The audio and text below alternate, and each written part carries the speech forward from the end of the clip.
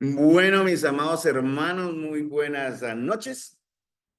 Tomamos aquí el testigo en la carrera que tenemos por delante, en los relevos como en las Olimpiadas, tomamos el testigo, el estandarte que nos lleva entonces ahora a estar delante de ustedes. Gracias a Francisco por prepararnos de una manera muy hermosa nuestro corazón para escuchar la palabra del Señor. Siempre es bueno y debo recordarles siempre, mis amados hermanos, que estamos frente a la palabra de Dios. Así que con mucho respeto y con gran deseo, vamos entonces a escuchar para aprender qué es lo que el Señor tiene para nosotros.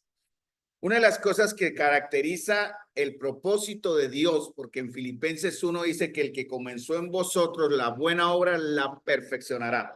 Cuando dice que la perfeccionará, habla de un proceso, no dice la perfeccionó, aunque posicionalmente estamos perfectos en Cristo, ¿no? Colosenses capítulo 1 y capítulo 2 dice que vosotros estáis completos en Él, ¿cierto? Y al decir que estamos completos, que lo tenemos posicionalmente todo. Pero hermano, yo quiero retar, bueno, en cierta manera me atribuyo también el propósito de Dios, de retar al pueblo de Dios hoy y siempre a que hagamos visible esa posición que tenemos en los cielos aquí en la tierra. Porque nosotros siendo embajadores de Cristo, nuestro mensaje como embajadores se llama el Evangelio de Cristo, no es el Evangelio de la iglesia, no es el Evangelio de una denominación, no es el Evangelio del hombre, es el Evangelio de Cristo Jesús. Como dice la misma palabra, es locura y por la cual el Señor le ha placido salvar a los hombres por la locura de la predicación.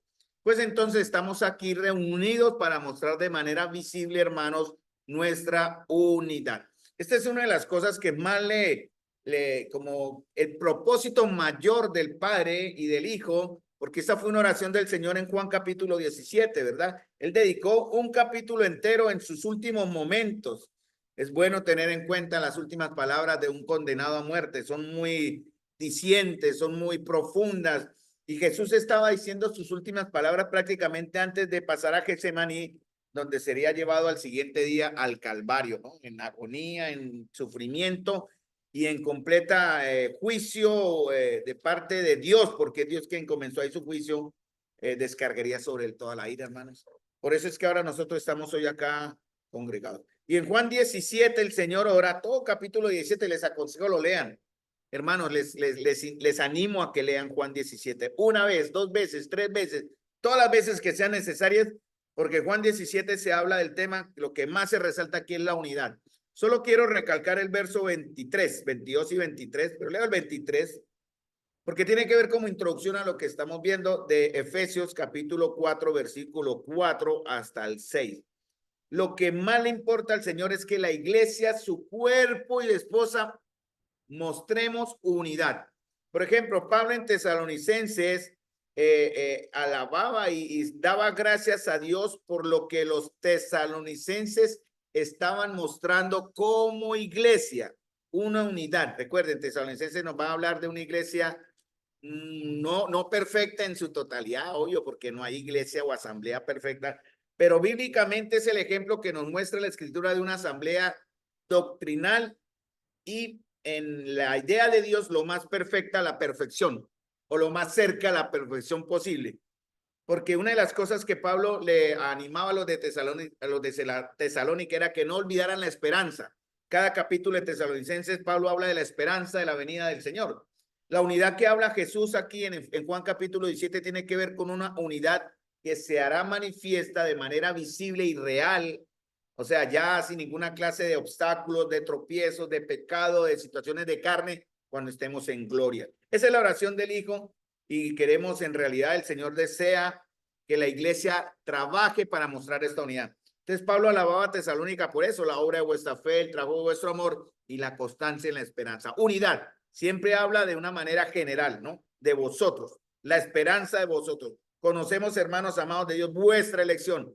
Y Efesios capítulo 4, vamos a Efesios capítulo 4, versículo 4 al 6. Estamos, porque en estos tres versos, antes de entrar a uno, que no vamos a quedarnos mucho ahí, pero que en una próxima, en el próximo proceso que llevamos entendiendo a la iglesia, los asuntos de la iglesia, vamos a llegar a los dones. Estamos hablando de los dones con los caballeros.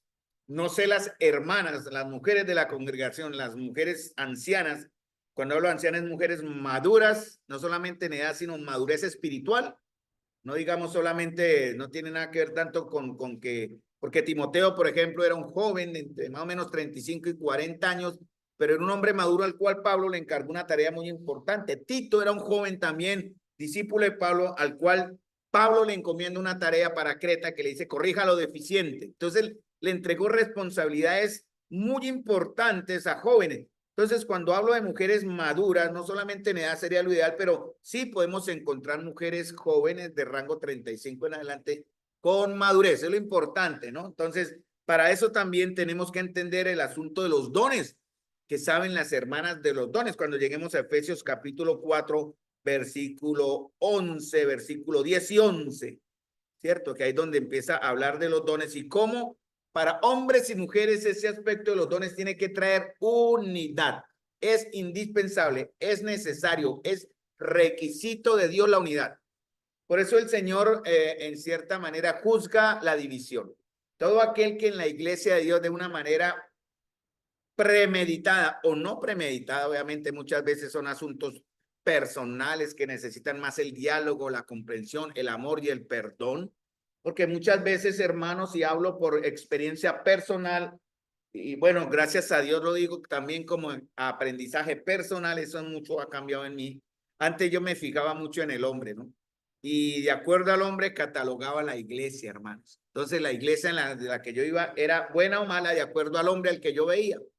Y está mal, hermano, porque al único hombre perfecto al que debo mirar se llama Jesucristo, ¿no? Al rey de este lugar. Sobre todo aquí cuando llegamos a Santa María, entendimos y empezamos a ver este concepto tan bíblico y poco enseñado de que Cristo debe tener la preeminencia en nosotros. Cristo Jesús debe ser nuestro Señor. Eso no, nunca lo aprendí. A mí nunca me enseñaron del señorío de Cristo.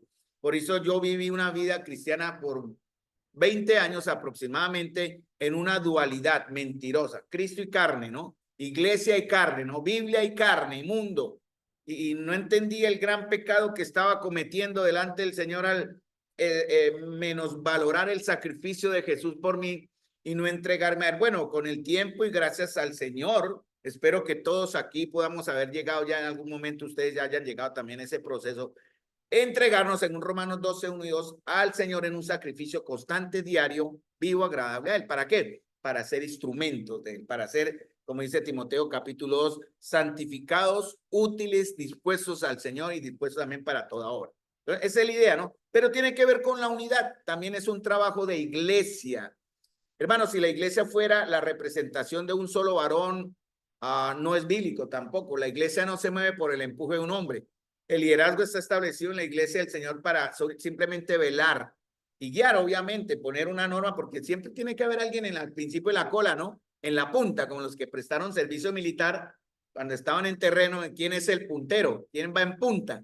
Y el peligro era cuando estaban en zona roja, estar en punta era peligro de muerte, porque cuando la guerrilla emboscaba, el primero que le tiran es al que va al frente, no al que va al final, al de al frente. Entonces, por eso siempre escogían a alguien que conocía el terreno, que conocía la ruta y que fuera muy cuidadoso, porque de acuerdo a él guiaba al resto del pelotón. Bueno, de cierta manera, hermanos, el liderazgo establecido en la iglesia del Señor, llamémoslo un pastor o llamémoslo la pluralidad, que es lo más bíblico posible, la pluralidad de ancianos, estamos para eso, solamente guiar. Ser ejemplo también, pero hermanos, el líder cae y entre más rápido cae un líder, más duro es el golpe, ¿no? Porque Satanás va a buscar descabezar la cabeza, en cierta valga la redundancia ahí. Si Satanás golpea la cabeza, de ahí para abajo se puede derrumbar todo el edificio. Por eso el Señor en la unidad que nos enseña espera que todos estemos preparados para que cuando algún día la cabeza sea descabezada, valga la redundancia, otro tome la bandera, ¿no? Tome el testigo. Ustedes conocen en las Olimpiadas la competencia de relevo, ¿no? Corren hasta alcanzar un punto la carrera, pero son varias etapas y el que va cuando es por relevos pasa el testigo. El testigo es el tubito que lleva ahí, que llaman el testigo, llama así, y entrega al que ve delante, el de adelante corre hasta que todos van pasando el testigo y llegamos a la meta. Esa es la idea de Efesios capítulo 4, versículo 15 y 16, que ya pronto, ya casi vamos a llegar allá para terminar, hermanos amados, este proceso en Efesios, que fue donde comenzamos, en Efesios 5, 31, 32, y fuimos hasta Génesis, pasamos por Romanos, por Corintios, por los evangelios, y estamos aquí entendiendo, hermanos. Le he orado al Señor, me cargo mucho y le pido al Señor constantemente, Señor, que tu iglesia, Señor, que los hermanos entiendan de verdad, porque eso está clarito en la verdad de la palabra de Dios, que somos un cuerpo. Y siendo un cuerpo, hermanos, debemos mostrar unidad. ¿De qué manera? Bueno, Efesios capítulo 4, versículo 4 al 6. Y aquí vamos, ¿no? Porque la manera en que mostramos que andamos de acuerdo a nuestra vocación, que es ser cristianos, amados de Dios y elegidos de Dios, según Tesalonicenses 1:3, es mostrar lo que está en el capítulo 4, versículo 2, pero también lo que está en el capítulo 4, versículo 3. Solícitos. La palabra solícitos implica diligencia, trabajo, hermanos. Prontitud, ánimo. Van a haber tropiezos, van a haber luchas, hermanos, van a haber desalientos, pero como dice también en Gálatas, no nos cansemos de hacer el bien, hermanos, porque a su tiempo, ¿qué? Segaremos. Yo en el Señor, Carlos, de manera humana, si no es en esta vía, será en la otra, pero yo espero ver resultados en la congregación donde me sirvo, donde me reúno, porque eso qué motiva, no para gusto personal, pero sí también para gozarnos en una perfecta comunión, todos creciendo de manera, pues no tan pareja como se esperaría, pero creciendo al fin, usando los dones, los ministerios, ¿verdad? Trabajando todas nuestras capacidades para la gloria del Señor. Por eso Pablo empieza a hablar solícitos en guardar la unidad del Espíritu. Entonces, atención, hay una advertencia en la Biblia, hermanos, sobre aquellos que causan división. La Biblia dice que los que causan división, ¿qué dice la palabra del Señor? Deséchalos. Eso lo dice. Entonces, obviamente no lo vamos a hacer acá, que lo haga el Señor, y el Señor lo está haciendo muy bien. Pero sí rogamos a aquellos que están entre nosotros, que no, obviamente no hay, eso lo quiero aclarar, pero si llegara a ver, señora, de alguna manera sácalos, porque están dañando nuestro crecimiento.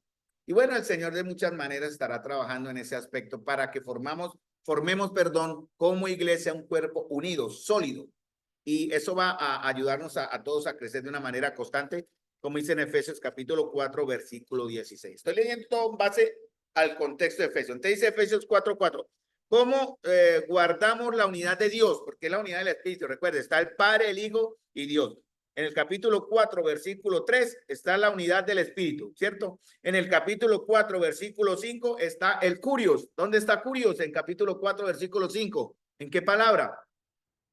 En la palabra Señor. Siempre que se encuentre en la Biblia la palabra Señor, habla de Cristo.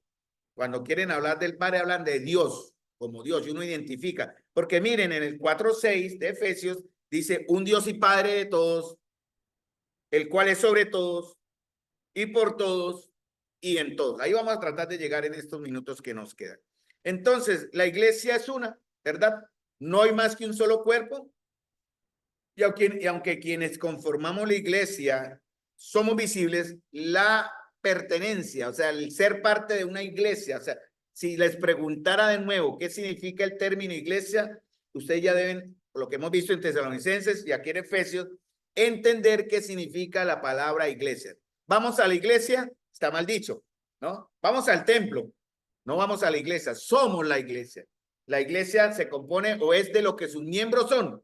Si somos una iglesia fuerte, porque nuestros miembros, nosotros somos fuertes. Si somos una iglesia espiritual, es porque los que la componemos nosotros somos espirituales. Si somos carnales, somos carnales. Pablo le hablaba a los corintios eso. No diferenció a nadie, dijo, ustedes son niños. No, me avergüenza en cierta manera, debiendo ser maestros, son niños, pelean, divisionan, no se perdonan, se demandan, se denuncian, no saben qué harán, qué juzgarán, y aún así desprecian los dones, desprecian el señorío de Cristo, desordenan la iglesia. No era una iglesia ideal, hermanos, pero saben una cosa, Corintios era una iglesia amada por Dios. Por eso está en la Biblia, para enseñarnos. 1 Corintios capítulo 10, dicen que estas cosas que están ahí fueron escritas para que nosotros aprendamos. Pero estamos viendo una iglesia también doctrinalmente buena, en doctrina, en letra, que es en Efesios aquí. Y la que está mostrando en práctica, que es Tesalonicenses. Efesios muestra la doctrina teórica, llamémoslo así. Tesalonicenses muestra la doctrina práctica. Entonces es bueno tener en cuenta. Dice Pablo entonces, bueno, ¿cómo guardamos la unidad del Espíritu en los dos vínculos? Paz y amor, ¿no? De Colosenses, de Tesalonicenses 3, 4:3 y de Colosenses 3:12. Entonces comienza un cuerpo, ¿no? Recordemos quién da la vida a la iglesia, ¿no? Quien da la vida a la iglesia es el Espíritu Santo. 1 Corintios 12:13 dice, en un solo cuerpo fuimos todos bautizados. Va en paralelo con el Hijo, que es el que da los ministerios, los trabajos. En realidad esas son las coyunturas que él forma en la iglesia para trabajar ahí, con los ligamentos que van a unir esas coyunturas o ministerios. Eso está en 1 Corintios capítulo 12. Ahí está el texto bíblico, ¿no? El Espíritu Santo da los dones, los ministerios los da el Señor y el resultado, o sea, la operación, el efecto visible lo da Dios. Hermanos, yo les ruego, y en lo personal yo oro mucho por eso, pero quiero animar a la iglesia no por menospreciar las demás peticiones de tipo personal que tenemos, ni más faltaba. Tenemos necesidades, yo siempre oro. Mi esposa se ha dado cuenta que ya casi ni le menciona al Señor lo que yo tengo que pagar deuda, tengo diversas situaciones económicas que son difíciles, pero digo, Señor, es su voluntad y aquí se las entrego, Señor. Yo solo quiero hacer su obra, solo me voy a concentrar en hacer lo que usted me manda que haga. Francisco lo cantamos, busca primero el reino de Dios y lo demás se nos añadirá, se nos sumará, ¿no? En la cuenta corriente ahí nos llega el saldito, ¿no? Se le ha sumado tanto. Y qué hermoso ver cuando el Señor nos va a proveer. Yo le hablaba a Francisco unos pagos que tenía que hacer este mes que me salieron altísimos. Me descuidé por un tris y me salieron altos esos pagos, pero el Señor proveerá, ¿cierto? Si no le pido a mi esposa que saque, no, mentira. Pero no, el Señor va a proveer porque Dios es fiel. Entonces, en paralelo con el Hijo, el Espíritu Santo y el Padre van edificando su iglesia. Recuerden, primero dice a la iglesia de Dios o a la iglesia de los tesalonicenses en Dios Padre y en el Señor. Esas preposiciones, hay hermanos amados, hay que tenerlas muy en cuenta. Están en la gramática española, en la cual fue traducida la Biblia del griego al español, pero tienen que ver también, son muy importantes. En habla de seguridad, de habla de posesión o propiedad. Con significa compañía, ¿cierto? Por medio. Pero aquí el Señor utiliza mucho el término en, ¿no?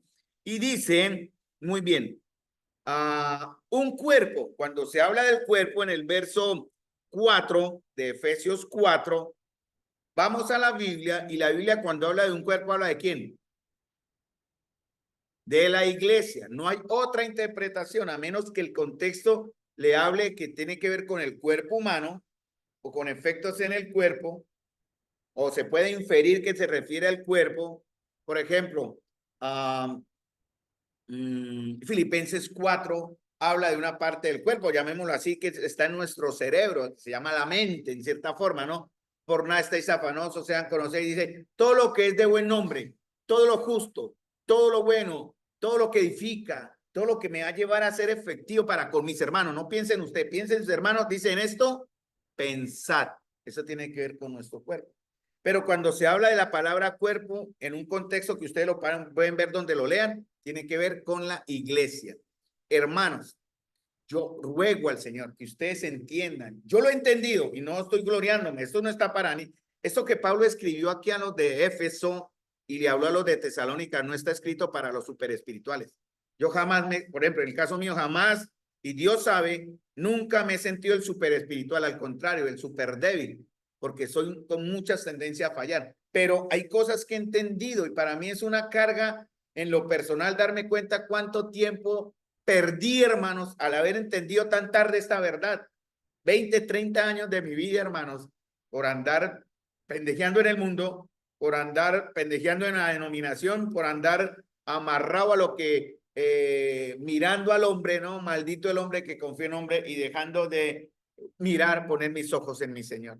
Y eso me llevó a perder, hermanos, a olvidarme, en verdad, no entender. Hoy lo entiendo y por eso ruego, hermanos, que ustedes comprendan esta verdad que está aquí clarito, clarito. Entonces espero que el Señor abra el corazón de ustedes. ¿Y cómo sabemos que abrir el corazón que lo está abriendo? Por el resultado.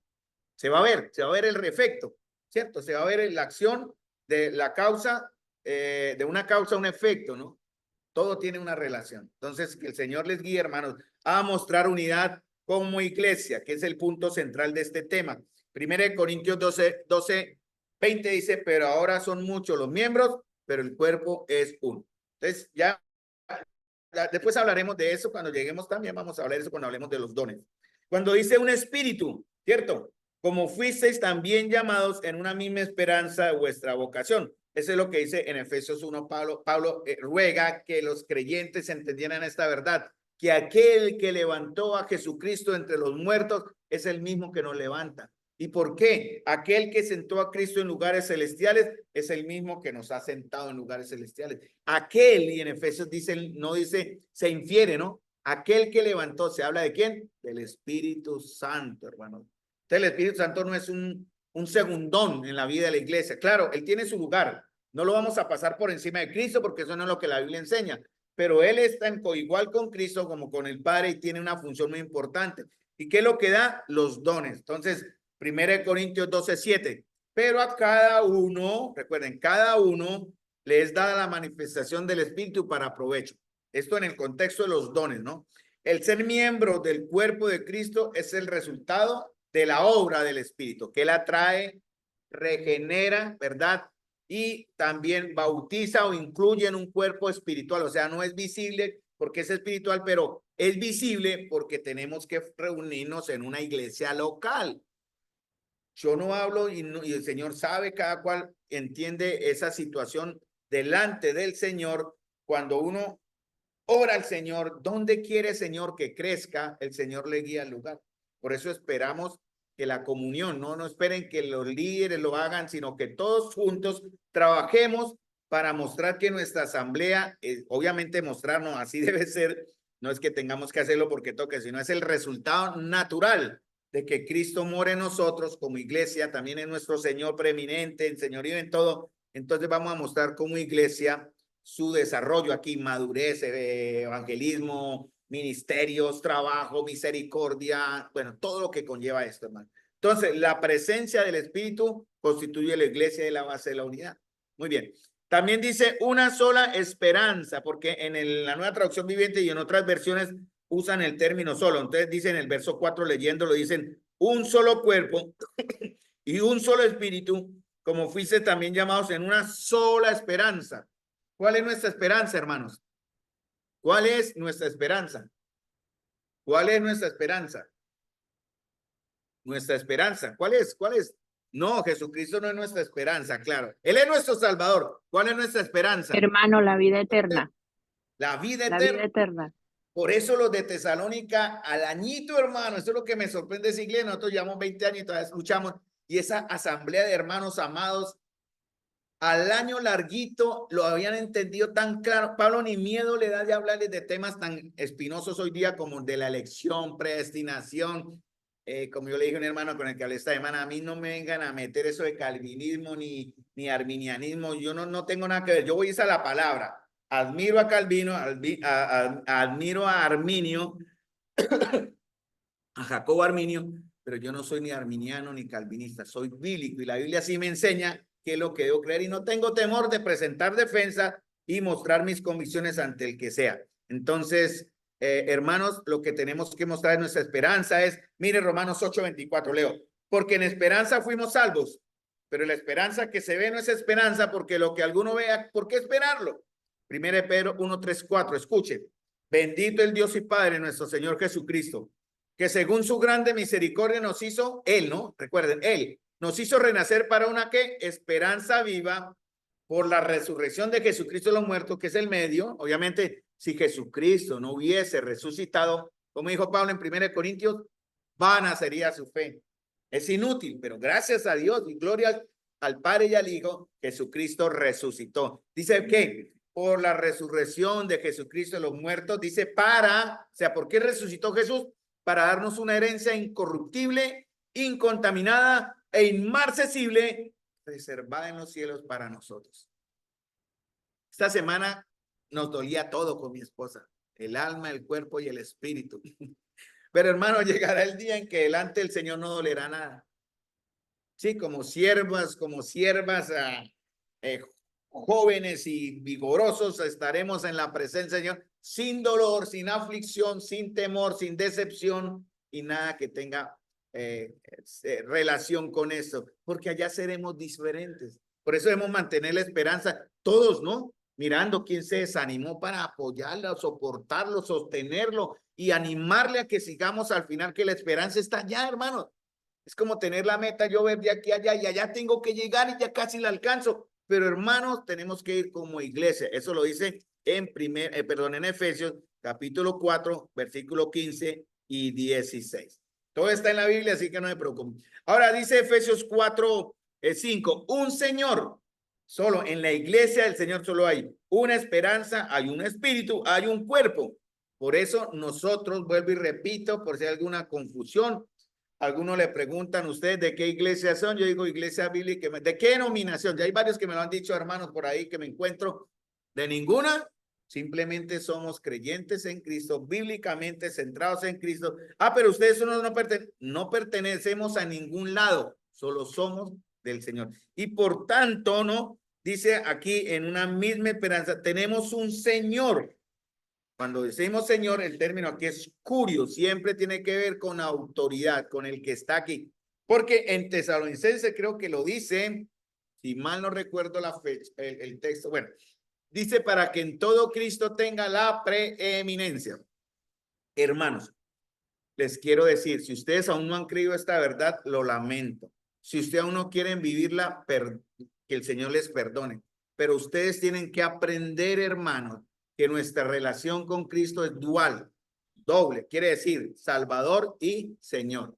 Salvador y Señor. Usted no puede decir que Él es su Salvador si no vive Él como su Señor. Entonces, bájese de esa falsa enseñanza, porque muchos quieren vivir con un Salvador que no les exige, que no les pide y simplemente no se comprometen, no son parte visible y activa de la iglesia, no les importa, y estoy hablando desde el liderazgo para abajo, desde Carlos para abajo, ¿no? No se compromete, no ama, no ora, no motiva, mira al hombre y no mira al Señor y simplemente está viviendo una especie de religión, ¿no? Religión. Pablo era así, muy amante, ¿no? Pablo no dudaba que amaba al Señor, pero lo estaba amando de la manera incorrecta porque él aún no lo conocía, ni como Señor, ni como Salvador. Recuerden en Damasco, ¿no? Lo tumba el caballo y lo primero que él hace, ¿quién eres? Yo soy Jesús a quien tú persigues. Y él lo que dice es, ¿qué quieres que haga, Señor? Porque él ya una dice, ¿qué quieres que haga, Curios? Ya entendió que él era. Ve a Damasco, a la calle que se llama derecha y espere ahí. Cuando Pablo fue allá, porque él quedó ciego, el Señor manda a Ananías, ¿se acuerdan? Y encuentra un hombre que estaba, ¿qué? Orando, ¿cierto? ¿Se acuerdan? Ananías temerosamente le da la visión a Pablo y ¿qué hace? Lo bautiza y lo incluye en la iglesia. Pablo entró a formar parte de la iglesia a la cual él perseguía. ¿Por qué? Porque entendió que Cristo es el Señor de esa iglesia. ¿Cómo llegar al señorío de Cristo? ¿Cómo comienza el señorío de Cristo? Les recuerdo, mis amados, por si hay alguno acá que aún no ha llegado a ese estado. Bueno, a veces pasan los años, hermanos, y nos damos cuenta con terror que no somos salvos. Y digo somos porque yo ya pasé por ese proceso. Después de muchos años me di cuenta, Jesús, tantos años en donde yo pues, me reuní con amor y con, bueno, no tan con amor, era muy rebelde, muy problemático, pero me di cuenta que mi relación de iglesia y mi relación de fe no era nada porque aún no tenía a Cristo como mi Salvador. Entonces eso es un proceso personal. Espero, hermanos, que ustedes entiendan, no importa que lleven 20 o 30 años en el Evangelio, aún se pueden arrepentir, aún podemos. Y comienza con el arrepentimiento. El señorío es señal de salvación, ¿no? Está unido a Cristo como objeto de la fe y debe implicar un compromiso personal, ¿no? Entonces, Juan 10:27. ¿Alguno conoce Juan 10:27, 28 al 30? Tienen que leerlo por lo menos de memoria cuando testifiquen. Mis ovejas oyen mi voz y yo las conozco y me siguen y yo les doy vida eterna y no perecerán jamás ni nadie las arrebatará de mi mano. Mi Padre que me las dio es mayor que todos y nadie las puede arrebatar de la mano de mi Padre. Seguridad. Pero el 27 del verso que quiero traer a relación. Mis ovejas oyen mi voz y ¿qué? Me siguen. Si usted no está siguiendo a Cristo, hermanos, puede que venga aquí a la comunión religiosamente, pero si usted no lo está siguiendo en obediencia, ¿no? En honra, en servicio, en compromiso, por favor analice su salvación. Solo le digo eso porque yo no estoy llamado a juzgar a nadie si eso no es salvo. Solamente que los frutos nos permitirán decir, uy, este hermano, entre comillas, este hermano, hay que hablarle más del evangelio. Entonces, la fe verdadera siempre produce un cambio de vida. Si usted sigue con sus situaciones, si necesitan restauración, hermanos, vengan a la iglesia. Busquemos los hombres, aquí hay hombres y mujeres con sabiduría que podemos ayudarles. Yo dije podemos, bueno, yo no soy tan sabio, pero podemos por la palabra guiarles a una limpieza o una restauración correcta por la escritura, porque debe haber un cambio, hermanos. Debe haber algo transformador, ¿cierto? Porque el obedecer a Cristo está evidenciado que su fe no es solo de un hombre, no es el Jesucristo que muchos colocan en la camiseta, Dios es amor. No, hermanos, tengamos cuidado con eso. Debe haber una relación. Si no lo hay, no se engañe por Dios, ¿no? Una persona puede afirmar, por ejemplo, que Jesús es Salvador, ¿cierto? Fingir obedecer por un tiempo, pero si no hay un cambio de corazón, su verdadera naturaleza se acaba de manifestar, se acabará por manifestarse. Miremos el caso entre los apóstoles de Judas. Por 3 años, hermanos, disfrutó, hizo milagros. Judas fue enviado con los de 2 en 2 y sanó. ¿Y cómo terminó Judas? Porque él era un seguidor de nombre. Entonces, quienes siguen a Cristo o quienes entienden el señorío de Cristo deben obviamente seguir a Jesús, mostrar el amor hacia los hermanos, obedecer sus mandamientos, permanecer en la palabra de Dios, guardar la palabra de Dios y mostrar sus obras. ¿Cuál es la razón del señorío, hermanos? O sea, ¿por qué? ¿Por qué el Señor espera el señorío en nosotros? Es fácil la respuesta. Ustedes deben tenerla siempre porque eso los va a llevar a decir, es por eso que yo hago eso. ¿Por qué? ¿Es posible ser cristiano y vivir en la carne toda la vida? No. ¿Es posible ser cristiano y pasar disfrutando siempre los placeres del pecado y nunca buscar glorificar al Señor? ¿Quién nos compró? Esa es la razón. Él paga un precio, hermano. No sé usted cuánto cree que vale, pero para el Padre valió la vida de su propio hijo, hermano. Tengamos cuidado con eso. En Hebreos 6 habla de eso. No tengan cuidado de aquellos que menosprecian la sangre en la cual fue santificado. Dice, y recaen, sean renovados otra vez para arrepentimiento. Hebreo lo dice claro, ¿no? Tengamos cuidado. A veces decimos, bueno, yo me voy y después vuelvo. ¿Quién garantiza? ¿Quién garantiza que el Señor le va a dar a usted, según de Timoteo 2, 25, 24 y 25, el arrepentimiento para volver? Yo fui un hombre afortunado. El Señor me dio una segunda oportunidad y no la quiero, ni que no la suelto de ahora sí. Porque puede un pecador despreciar el señorío de Cristo y aún así decir que Él es su Salvador. Puede alguien hacer la oración del pecador, que ese también es un engaño, ¿no? No, yo hice las 5 leyes espirituales. ¿Sí conocen las 5 leyes espirituales, no? O también yo pequé, pero Dios me ama y Cristo murió por mí. Sí, yo le recibo y ya soy su hijo y eso está en la Biblia muy bien, eso está en 1 de Juan. Pero el hacer esa oración no me salva. No, hermanos, hay que mostrar de todas maneras, es una decisión personal y debe haber un cambio de vida, ¿cierto? Debe haber una transformación. Rápidamente a la otra cosa, dice un Señor, una fe.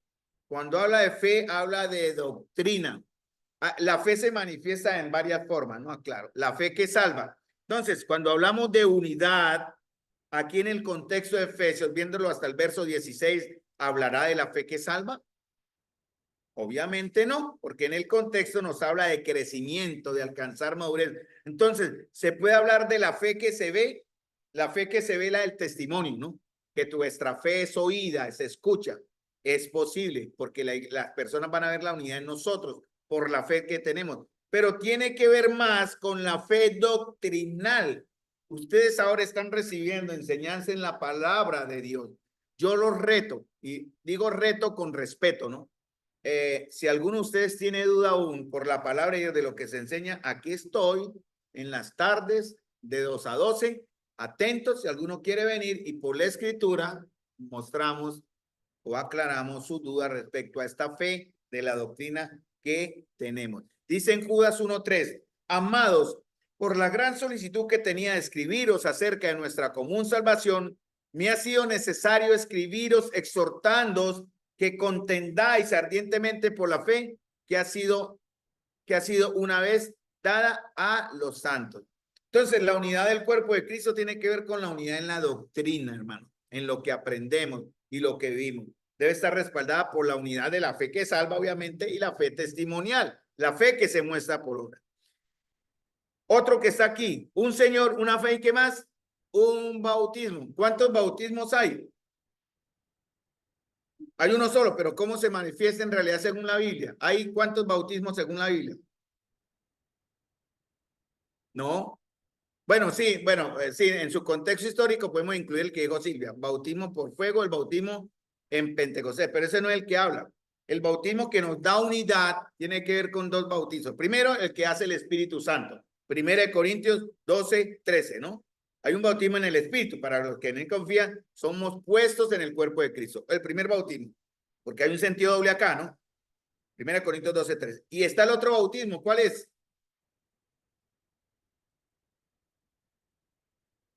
Dígalo más fuerte, hermana querida. Del agua, hermanos. Es el que se ve. El primero no se ve. Lo hace el Espíritu. Es el milagro. Se llama nuevo nacimiento. Ustedes ya quedan matriculados en la iglesia. Si es verdad, salvo, ¿no? Y el otro es el que usted, el bautismo por el que los convertidos confesamos nuestra identificación con Cristo en muerte, en sepultura, en resurrección, ¿verdad? Aunque hay diferentes modos de bautismo, algunos se esparcen así, le echan agüita, otros bautizan, sí, le echan el chorrito, otros por aspersión. Nosotros usamos por inmersión, porque es el modelo más cercano a lo que la Biblia enseña y lo que significa la palabra baptizo, que es sumergir completamente. No hay otro más. Algunos le añaden el bautismo en el Espíritu, ¿no? Que usted confiesa a Cristo y tiene que bautizarse en el Espíritu. Bueno, ¿y cómo sé que estoy bautizado en el Espíritu? ¿Tiene que hablar en lenguas? Entonces, claro, la gente tiene que hablar en lenguas como sea y se las inventa para hablar el y hablar en lenguas. Y eso es fácilmente, porque esa glosolaria en el éxtasis de una reunión espiritual y supuestamente guiada por el Espíritu, porque hay que tener cuidado. La gente en su éxtasis espiritual puede llegar a hablar en lenguas, pero hay que tener cuidado. En 1 Corintios, las lenguas son para edificación personal. ¿Es posible hablar en lenguas? Sí. La Biblia no lo niega, ni más faltaba. Pablo lo habla, pero hable para usted allá en su casa, no en la iglesia, porque en la iglesia en Corinto se formó un desorden horrible, porque todos caían. Lo que vemos hoy en las iglesias de muchas asambleas hoy. Y eso está mal aplicado, porque la palabra de Dios dice, hágase todo decentemente y con orden. Entonces, si un hermano llega a caer aquí en convulsiones, lo arrastramos para allá, le echamos agüita y lo acostamos, lo dopamos algo, porque no es del Señor, hermano. O le dio un ataque de epilepsia y no sabemos, algo pasa, pero no es del Señor, hermano. No es del Señor. Del Señor es decencia en orden. ¿Tiene alguna palabra? Hablen 1, 2, en orden.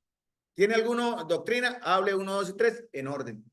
Y Pablo dice, las lenguas, yo quisiera hablar en lenguas angelicales, pero prefiero hablar algo que ustedes entiendan y con el cual sean edificados. Entonces, en el cuerpo hay un bautismo. Y terminamos, ya no me alcanzó el tiempo, pues me quedan 5 minutos en mi reloj, porque ya vi que el de la iglesia está adelantado 4. Y en nuestro reloj, ¿qué horas son en su reloj? Miren la hora, las 8. Son las 8 en el reloj según, ¿cierto? Ah, no, porque eso está sincronizado Google con el reloj meridiano de Greenwich, no falla. 8:01, en 3 minutos les explico el último. Un Dios y Padre, bueno, se va a demorar más, pero lo voy a dejar como refresco para usted. Primero, dice en el verso 6, un Dios, porque habla ya el Padre, y un Padre, y miren las preposiciones que Pablo usa, un Padre de todos. Cuando dice un Padre de todos, se refiere que él es la autoridad máxima, ¿cierto? Porque habla de Padre como el creador, no como Padre de adopción, porque como padre de adopción, él solo adopta a quienes. No, como padre de adopción, a quienes adopta él. Primero no, Juan 1:12. Mas a todos los que le recibieren, a los que creen en su nombre, les dio el derecho, o sea, la potestad, el honor, la honra de ser ¿qué? Llamados hijos de Dios. Él dice, usted es mi hijo. Y desde el principio de los tiempos, él sabiendo y conociendo anticipadamente que en el momento, con las condiciones, con el evangelio apropiado, con el testigo apropiado, usted diría, sí, Señor, acepto. Por tanto, él tiene el derecho de decir, él es mi hijo, lo elegí. Él es Dios y él lo hace y es justo. Entonces, pero dice, es un Dios y Padre de todos, que tiene que ver con que él es el creador de todo. Como Dios creador reina, soberano sobre toda creación, ¿no? Por tanto, también la Biblia dice que él es el sustentador, ¿no? Creador y sustentador, ¿no? El origen de la vida. Eso está en Colosenses también 1:15 y 16. Estas cualidades de Dios, amoroso, justo, santo, misericordioso, fiel, hacen que sea un Padre perfecto, dispuesto a proteger y proveer ¿para quién? Ahora sí, pasémoslo al contexto del que está hablando Efesios. ¿A quiénes? Porque está la otra aplicación, ¿no? Él es un Padre creador para todos, pero es un Padre de adopción ¿para quiénes? Nosotros como hijos de Dios. Entonces, Dios es nuestro Padre no solo porque es nuestro creador, eso va para todos, sino también porque nuestro o ya es mi redentor de manera específica, su amor y su cuidado hacia nosotros son evidencias de su relación paternal. O sea, él es Padre como creador sobre todo el universo, ¿no? Es padre de los impíos, en cierta manera sí, aunque él le dijo, no, vosotros sois de vuestro padre el diablo. Por eso él nos paga, él compra, él nos redime y nos quita de Satanás. Colosenses 2:15, 1:15, 2:15, no, 2:15, cuando habla que él triunfó sobre las huestes y en la cruz del Calvario clavó todas nuestras cosas y ahí él nos libera. Eso está en Colosenses capítulo. ¿Qué más dice? Dice, él es el cual es sobre todos. Cuando dice sobre, cuando dice que el cual es sobre todos, que está por encima de todas las cosas, esa frase significa control, ¿no? El control de Dios, independientemente del aspecto que presenten, hermanos. Las cosas, Dios está en control. Usted no ha respirado aún y Dios tiene el control. En cualquier momento, a partir de ahora, cualquiera de nosotros puede morir y Dios tiene el control sobre nuestras situaciones de salud, de muchas cosas. Dios tiene el control. Nunca olviden eso, hermanos. No rebajen ni la santidad, ni la justicia, ni la soberanía, ni la omnipresencia, ni la omnipotencia de Dios. De nada, ninguno es menos que nada y él no se contradice en nada. Entonces, Dios está por encima de todas las cosas, ¿no? Todo se expresa en dos palabras: soberanía de Dios, omnipotencia de Dios. Eso lo veremos ya con un poquitico más profundo el próximo jueves. Tercero, dice, el cual es sobre todo y por todos. Por la palabra por quiere decir por medio, ¿no? Dios está detrás de todo, la providencia de todo. Él, miren, cuando yo empecé a estudiar Génesis, hablaban de la creación y yo soy creacionista. ¿Cuántos de ustedes son creacionistas? Ay, Dios mío, ¿cuántos de ustedes son creacionistas? Deberían ser todos, porque hay un aspecto que están los evolucionistas. ¿Hay cristianos evolucionistas? No debería haber cristianos evolucionistas. ¿Hay cristianos creacionistas? Sí, soy yo. Yo soy cristiano creacionista. Dios creó el mundo en 6 días. Pero en el modernismo de la iglesia liberal metieron el creacionismo evolucionismo. O sea, Dios es como el relojero, ¿no? ¿No? Dios no creó el mundo, ¿no? Lo puso en marcha como hace un relojero, dándole cuerda. Él creó el primer inicio, ¿verdad? Dándole cuerda y dejar que todo siguiera su proceso. Entonces, esos creacionistas, evolucionistas, meten la evolución. Dicen, entonces Dios formó la primera célula y dijo, y con los millones de millones de millones de millones de millones de millones de años, entonces del guarazapito, ¿no? Y terminan esta belleza que llama Carlos después de millones de millones de millones. Es una estupidez, hermano, pero créanme que hay cristianos que creen en esas pendejadas. Entonces, no tengamos temor de decir, soy creacionista. Dios está detrás de todo el mundo, guiándolo, sosteniéndolo, amándolo. Dios actúa a través de todas las cosas. Él es el origen y fuente de todo. Y la última palabra, que veremos ya también, pero la termino para no perder el hilo, dice, y en todo. Miremos las preposiciones, ¿no? Un Dios y Padre de todos, el cual es sobre todos, por todos. Y cuando habla en, ya habla de posesión, ¿no? Entonces, cómo él mora en los creyentes, ya es más específico. Los manuscritos más antiguos de los padres, perdón, apostólicos y manuscritos más antiguos omiten la palabra vosotros, pero hay unas versiones que tienen esa palabra ahí incluida, ¿no? Aquí en el Reina Valera se sobreentiende, ¿no? sea leído no, sobreentendido el pronombre vosotros o nosotros, porque en otras partes de la escritura se manifiesta que el Espíritu no está en todos los hombres, sino solo en los creyentes. Cuando dice y en todos, tiene que ver con nosotros, los creyentes. Él no está en todos, solo está en los que creemos. Entonces, mis amados hermanos, voy a pasar mi rayita ahí, pero ahí la tenía, pero el próximo jueves retomamos, echamos para atrás un poquitico y volvemos a reconsiderar estas ideas rápidamente. Antes de pasar al verso 7 de Efesios, hablando de los dones, y brincar al 11, para no quedarnos en Efesios 4:7 al 9, 4:7 al 10, subiéndolo alto, llevó cautivo a la cautividad y dones a los hombres. ¿Qué fue esto que subió? Sino que primeramente había bajado a las partes más profundas de la tierra. ¿Qué explicación tiene eso? Bueno, lo hablaremos muy cortico, pero mis hermanos tienen su explicación según la escritura. Pero vamos a pasar al verso, entonces, 11 de una vez para ir terminando en el proceso. Bueno, mis amados hermanos, voy a pedirle a Francisco para que continúe, mi amado hermano, en la guía para tomar las peticiones de oración.